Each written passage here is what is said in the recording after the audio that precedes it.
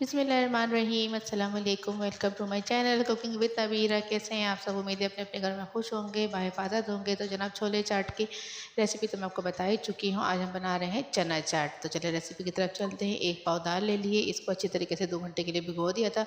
उसके बाद एक पैन में डाल देना है इसको दाल को, और तकरीबन आधा गिलास ही पानी डालेंगे, इससे ज़्यादा पानी नहीं डालना। खड़ी खड़ी इसको बॉयल कर लेना है ताकि दाल गल भी जाए और टूटे भी ना। तो ये देखिए दाल अच्छी तरीके से गल गई है और टूटी भी नहीं है। इसको हम निकाल देंगे अपनी एक प्लेट में, सर्विंग प्लेट में, जिसमें हम सर्व करना है। इसमें निकालने के बाद इसमें हम डाल देंगे तकरीबन 1.5 से 2 अदद तकरीबन प्याज, बारीक काट के प्याज डाल दें। हरी मिर्ची डाल दें अपने टेस्ट के हिसाब से। हरा धनिया और पुदीना 2-2 टेबल स्पून भर भर के इसमें डाल दें।